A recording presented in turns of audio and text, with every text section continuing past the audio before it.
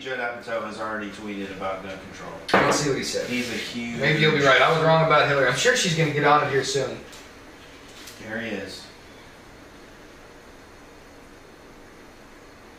Guns are arguably not evil. Guns plus NRA and Fox News pumping paranoid, patriotic revenge fantasies to millions of homes, that is evil.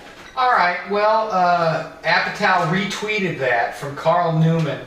So he retweeted something a step further. Oh, no, it's not the guns that are evil, it's the conservatives that are evil. Yeah, let's see who shot this one up.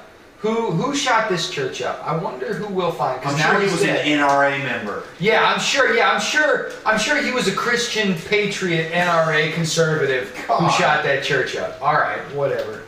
Enacting his patriotic revenge fantasy on a Christian church? Makes no sense. And even if that's the case, it still doesn't justify gun control laws, because it doesn't matter what laws you have when somebody's got a revenge fantasy.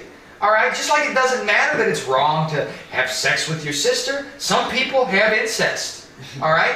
People are going to do what people are going to do. It's not, the law can't do it. It has to be a personal change at the social level, at the soul of the nation, geared toward doing the right thing.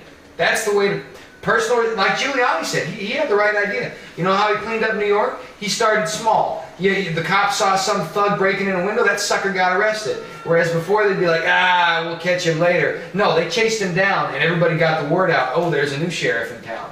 And they cleaned him up. And they had to get, didn't work perfectly. Giuliani ain't perfect, but it's a good strategy. And hey, him and Trump are buds. There's actually a picture, there's a video on YouTube of Giuliani in drag and Trump motorboating him in drag. That's on the internet. There just has to be a legitimate investigation into these attacks, and you have to, as best you can, expose the ideology that sparked it and write that writ large. And but if the attacks the FBI or the CIA or the NSA, there can't be an investigation because it'll be befuddled at every corner and you'll get another dang cover-up. And that's what I'm saying. They're the ones doing it. I'll bet you $1 to a donut. In 50 to 100 years' time, it will be exposed that virtually every attack, save a few true outliers, were some government-sponsored activity. I will bet you that happens. I don't know what I'd bet. It's the future. But that's the thing. You can't. Yeah, it's a government revenge fantasy against the populace. That's exactly right. That elected an actual real president. How dare they try and escape our evil globalist control? Ugh. Oh, our piss dossier didn't work? You didn't believe that Donald Trump was getting pissed on by Russian hookers? Oh, the Russian narrative didn't work? You didn't think that he was a puppet of Vladimir Putin? Well, we're just going to shoot you now. Yeah. Lord, please protect us doing this podcast, because we're hitting on the truth here, I'll bet you. And that's probably going to make us a target at some point. I hope not. I was real paranoid yesterday. I was like, something's going to happen, dude. And I was stuck in traffic on Highland, and I was just like, man. Oh, man. That would be so freaky. Be stuck in traffic when somebody starts... It puts a weird paranoia in your brain. And it's like, why are the people that are calling for, like, overturning the government, they're on the opposite of the political spectrum from the people that are getting killed. Mm-hmm. They're calling for uprising and somebody do something, and they already have a kind of extreme, insane ideology. They get radicalized by the ideology, then all you need is one controller to come in and, like, you know, a combination of drugs or propaganda or brainwashing or anything, and you wind them up and watch them go. Yeah. And they have the motive. The motive is the target. They have the means. You know, mm-hmm. He showed up with a fucking assault rifle and full body protection gear. Like, that's not a lone wolf. How is this lone wolf who's psychologically unstable acquiring this gear and all these weapons? You know, here's the thing, even if you get all the laws in place and don't take away the guns, somebody can be psychologically stable and a psychotic American psycho lunatic who wants to kill people. You can be perfect. You can be a Kevin Spacey. And it's a perfect example of the laws not protecting you. Yeah. Murder, you know, murder's illegal. Yeah, right? Yeah, we made murder illegal. That didn't protect anybody, did it? God, the cops showed up and were like, huh. Oh, we made it illegal, but they still kill people. What is going on here? don't get protection from the government, you have to protect yourself. Well, and that's the thing. Kevin Spacey is a perfect example. Just because things are illegal and socially unacceptable doesn't mean they don't happen. And just because it may be insane or seem psychopathic doesn't mean somebody who doesn't appear to be insane or psychopathic. Because the leftist brain is like, oh, words control reality. No, they don't. If we say that you can't have an assault rifle and we write it down on paper and make it a law, well, you're just not going to have one, are you? No, some people are going to say, yeah. It's like, words don't control reality, okay? They're people who are very seemingly upstanding portions of a community can be some of the worst people on the planet.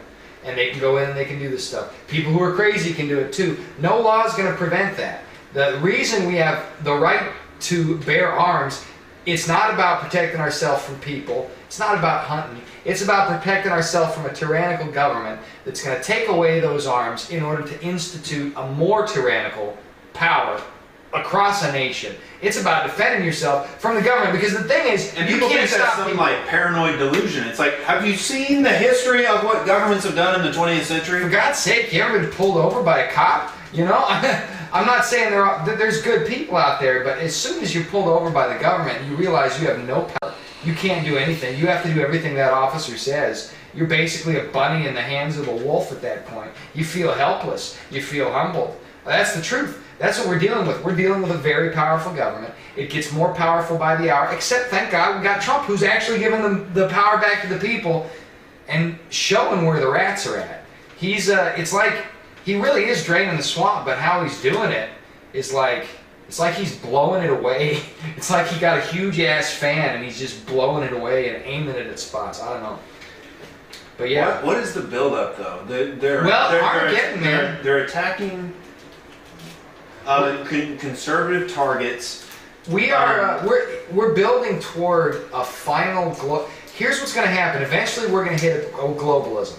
I believe, because Scripture says in the end times there's going to be a worldwide government that cannot be avoided. I believe it can only be delayed.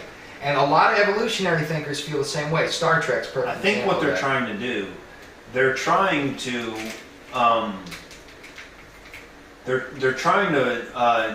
provoke a response from the few far right loonies that are out there. Well, not necessarily far right, they're just idiot Nazis. They're like really leftist. Or not even Nazis, just hillbillies who have a sense of honor and propriety and can't stand for this any longer and think, all right, it's my duty to protect whoever it is. Yeah. But that's how they're going to spin it. Yeah. And so they're doing these attacks to provoke that, and then once that happens, then they can go after Trump. That's the idea. Well, and here's the ultimate thing. Whatever's going on, they are pushing toward consolidation of power under a single consortium of power that controls the entire planet, North Pole to South Pole. That's the ultimate goal. And they're trying to do that, bam, by any means necessary. So, unfortunately, some people know, fortunately, some people know about that and they're trying to work against it, and that's why we're not there yet. Unfortunately, eventually they're going to succeed. So all we can do is work against that as best we can and delay it as far as possible. Because these people, they've got money, they're stealing, they're lying, they're backstabbing, and the problem is... That's why we don't go out there and protest and try to punch people and try to shut people down. Like, we're trying to keep it verbal, keep an argument, pick apart people's, inaccuracies and hit people with the facts, but we're trying to do it in a funny way. You don't even have to be unfriendly. You can be friends with someone who has a completely different ideology than you, and you can spar back and forth as long as you're willing to be civil about it and be human beings and discuss things and be intellectual. But these people don't want to do that because they've been brainwashed, and humans are a social animal. The CIA understands that. It's playing... These agencies, these globalist powers are playing on our natural need to be part of the group, and they're making groupthink that which drives people rather than critical thought. The cultural Marxism, it shuts down discussion. It does. It's totally designed to shut down discussion on either side of the political spectrum. Yep. Because it's a total demonization. If you step out of bounds of the ideology, you're an oppressor. You're demonic. You're Suddenly evil. you're the worst person. I've had it happen. And so I can't even talk to you now. Yeah. But that's what they did first, and then that escalates. Once you demonize for so long, that escalates to violence. And that's because it's like when you don't have a yeah. discussion and you have demonization, then that escalates to violence, and then you're going to have shit like this, and it's going to ramp up. And that's the reason I don't want to completely ostracize people who are believing wrong. Is because I don't want to do to them what they do to us. That just puts the shoe on the other foot. The solution has to be making it socially acceptable to be a critical thinker and to love your neighbor as yourself and to treat other people well and to be honorable, like in the Japanese sense, these values that are global. You know, there is a global sense of humankind knowing the right thing to do and the right way to conduct itself, and that is attainable. That is an ideology worth striving toward. But you can't force people to do anything, number one, and number two, you can't get there with a subjective morality motif. That goes the other direction, and that's why it's being encouraged. They don't want us. Yeah. They don't want us for the to be people smart. entrenched in their ideology. There's not much you can do. Like for you can change it. I've seen people. Believe it or not. What I would do is, if you can engage them in a public debate, hell yeah, because then then the people that are on the fence and willing to listen to evidence and reason, then they can be swayed by that. And so you can change some minds. Well, you got to plant certain seeds. people, when they got to come to the realization themselves, and they're not going to do it in the moment. No, you've got. It may take years. So what I try and plant seeds and play it as a time game, because I've had this happen. I knew a gal who was a Satanist who came to God, like straight up Satanist, and I shared the gospel with her in 2009, 2 or 3 years ago. She ended up switching teams, and it happens. It takes a long time. What happens is those thoughts get in there and they lodge in the brain, and they just keep getting. Whenever you screw up and do something where you heard this truth, somebody already told you, you know better. Why'd you do this? Then you think about that and you push it off, and then you do it again, and eventually you get tired of making the same darn mistakes and you change yourself. So you're right. You can lead a horse to water, but you can't make him drink. Mm-hmm. We gotta lead the horses to water, and what the liberals are doing is they're trying to take away the water because we can't drink it, because we won't drink it. Mm-hmm. They're trying to kill us. Mm-hmm. That's the difficulty. Yeah, you can lead a horse to water, you can't make him drink. We need to get horses to water. We need to bring them water. This is water. What we're doing is water, or that's what we're trying to do. The first step is breaking that cultural Marxism and exposing the idiocy of it. Because how stupid it is. That's the satire of sketches. That builds a bond that you can talk across ideologies and be like, yeah, that is ridiculous. Like, you got to show how this is what you. Because we don't have any problems with like real classical liberals. No. They're like just, that just means be free. Liberal, free. I mean, we can talk about how much government needs to be in society. We can have a philosophical debate about that. But, we don't want to kill you. It seems like the other side is like just frothing bloodthirsty and is like, there's all this demonization happening and shutting down of discussion, and the science is settled and we're not talking about it. And it's like...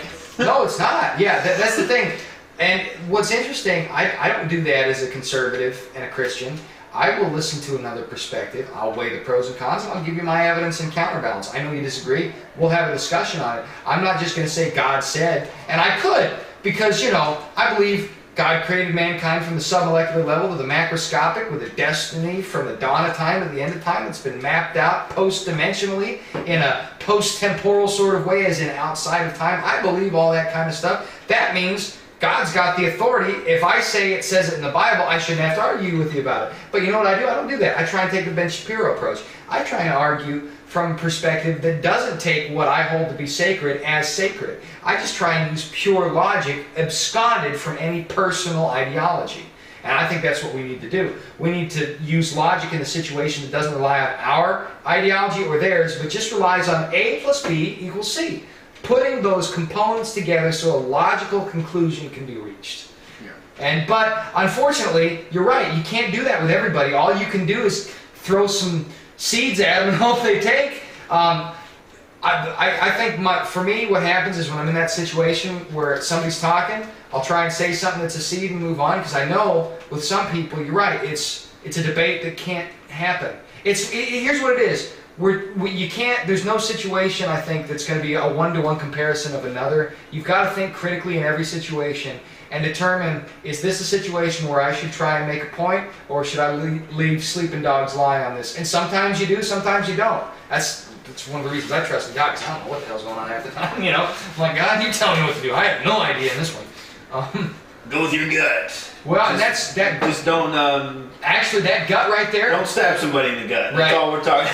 A lot of times, if you... Because that's what they want. They're trying to provoke a violent response, and it's not going to happen. Like, we're going to... Like, by all means, defend yourself. You know, you have to do that, and it's getting tougher out here.